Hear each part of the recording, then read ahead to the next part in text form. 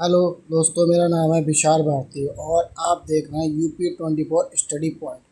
मैंने पिछले सेक्शन में 50 क्वेश्चन कराए थे मौर्य वंश के कि अब उन्हीं मौर्य वंश के आगे के 50 क्वेश्चन और मैं कराने जा रहा हूँ, जो हर एग्ज़ाम के लिए बहुत ही ज़्यादा महत्वपूर्ण हैं और बहुत ही ज़्यादा ज़रूरतमंद हैं। इसी के साथ मैं मौर्य वंश के 50 महत्वपूर्ण क्वेश्चन कराने जा रहा हूँ। आगे सुनिए। पहला क्वेश्चन है, मेगस्थनीज ने मौर्य शासन की तुलना किससे की? यूनानी शासक से। दूसरा क्वेश्चन है, मौर्य प्रशासन की सबसे छोटी इकाई कौन सी थी? ग्राम। तीसरी है, ग्राम प्रमुख को क्या कहा जाता है? ग्रामणी। चौथा क्वेश्चन है, 54वां क्वेश्चन, प्रातीत शासक को क्या कहा जाता है? कुमार या आर्यपुत्र। अगला क्वेश्चन की तरफ बढ़ते हैं। मौर्यकालीन सील किस धातु की बनी होती थी? मिट्टी की। पहले क्वेश्चन की तरफ बढ़ते हैं। पाटलिपुत्र की प्रशंसा किस यूनानी लेखक ने की थी? मेगस्थनीज ने। अगले क्वेश्चन की तरफ बढ़ते हैं। पाटलिपुत्र नगर किस नदी के किनारे था? गंगा के किनारे। अगले क्वेश्चन की तरफ बढ़ते हैं। मौर्यकालीन राज्य सबसे बड़ा प्रांत कौन सा था? उज्जैन। अगले क्वेश्चन की तरफ हम फिर बढ़ते हैं। अशोक के राजकाल का सबसे प्रसिद्ध शिलालेख कौन सा था? रुक्मिणी देही शिलालेख। अगले क्वेश्चन की तरफ बढ़ते हैं। रुक्मिणी देही शिलालेख में किसका उल्लेख है? बुद्ध के जन्म स्थल का। अगला क्वेश्चन है, मौर्य काल की मुद्रा को क्या कहा जाता है? पंचमार्क सिक्के। अगला क्वेश्चन है, मौर्यकालीन साम्राज्य में प्रमुख धातु कौन सी थी? लोहा। 63वें क्वेश्चन की तरफ बढ़ते हैं। कृषि का प्रमुख अनाज कौन था? धान। धान। मौर्य काल में व्यापार हेतु प्रमुख मार्ग कौन सा था? उत्तर पथ। अगला क्वेश्चन है 65वां, मौर्य काल में सिंचाई व्यवस्था किससे किससे होती थी? नहरों और कुओं से। अगला क्वेश्चन है, मौर्यकालीन सेना की प्रमुख शाखाएं कितनी थी? 4। पदंती, अमरसरोही, रथी, हाथी। मौर्य काल की सबसे बड़ी ताकत किसे माना जाता है? हाथियों को। विशाल सेना थी हाथियों की। अगला क्वेश्चन है 68वां, मौर्य साम्राज्य के समय सबसे प्रसिद्ध विद्यालय कौन सा था? तक्षशिला। अगला क्वेश्चन है, मौर्य काल में शिक्षा का किस भाषा में दी जाती थी? संस्कृत और प्रांत भाषा, दोनों भाषा में दी जाती थी।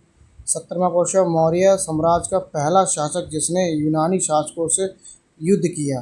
चंद्रगुप्त मौर्य। अगला क्वेश्चन है, मौर्य काल में न्याय विभाग का प्रमुख कौन होता था? राजा।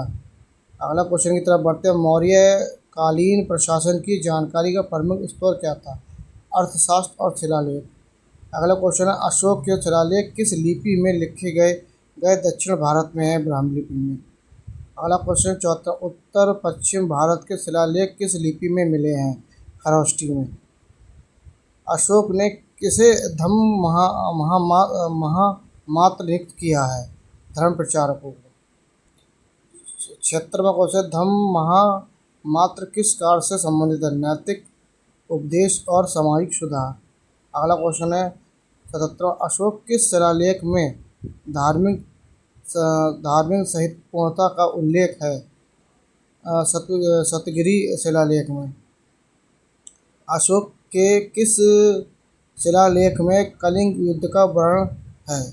13वां शिलालेख। अगला क्वेश्चन है, किस मौर्य शासक को सेंड्रोकोटस कहा गया है? चंद्रगुप्त मौर्य को। 80वां क्वेश्चन है, चंद्रगुप्त मौर्य का उल्लेख किस जैन ग्रंथ में? परिशिष्ट पर्व में। अगला क्वेश्चन है, चंद्रगुप्त मौर्य का उल्लेख किस बौद्ध ग्रंथ में है? महावंश में। अशोक के समय विदेश भेजे गए मिशनरियों में से सबसे प्रमुख थे महेंद्र और संघमित्रा। मौर्य काल में कर वसूली का प्रमुख अधिकारी कौन था? प्रमुख। भूमि कर को क्या कहा जाता था? भोग। मौर्य काल में दंड व्यवस्था किस पर आधारित थी? कठोर दंड पर। मौर्य काल में दास प्रथा थी या नहीं? हाँ थी। अशोक की सबसे बड़ी उपलब्धि क्या थी? बौद्ध धर्म का प्रचार करना। अशोक ने किस देश में स्तूप निर्माण कराया था? श्रीलंका में। अशोक द्वारा निर्मित सबसे बड़ा स्तूप कौन सा था? सांची स्तूप मध्य प्रदेश। सांची स्तूप कहाँ स्थित है? मध्य प्रदेश में। मौर्य साम्राज्य के समय सबसे प्रसिद्ध धातु कौन सी थी? लोहा। बौद्ध धर्म के प्रचार हेतु अशोक ने किस भाषा का प्रयोग किया? प्रयांत। चंद्रगुप्त मौर्य ने कहाँ जैन धर्म स्वीकार किया? श्रवणबेलगोला में। बिंदुसार ने किस दार्शनिक को आमंत्रित किया था? आजीवक संप्रदाय के। बिंदुसार ने कौन सा क्षेत्र जीतने की इच्छा जताई? दक्षिण भारत। मौर्यकालीन शिलालेख में किसका उल्लेख नहीं है? गुप्त वंश का। मौर्य साम्राज्य की राजकीय भाषा कौन सी थी? प्रांत। मौर्य वंश की राजधानी क्या थी? पाटलिपुत्र। अगला क्वेश्चन है 99। मौर्य काल की सबसे बड़ी विशेषता क्या थी? केंद्रीकृत शासन। अगले क्वेश्चन की तरफ बढ़ते हैं। मौर्य साम्राज्य के पतन के बाद कौन सा वंश सत्ता में आया? शुंग वंश। इसी प्रकार मैंने आज 50 क्वेश्चन और करा दिए मौर्य वंश के, और मैं आगे भी मौर्य वंश से संबंधित जितने भी क्वेश्चन होंगे उनको उसी तरीके से कराता रहूँगा।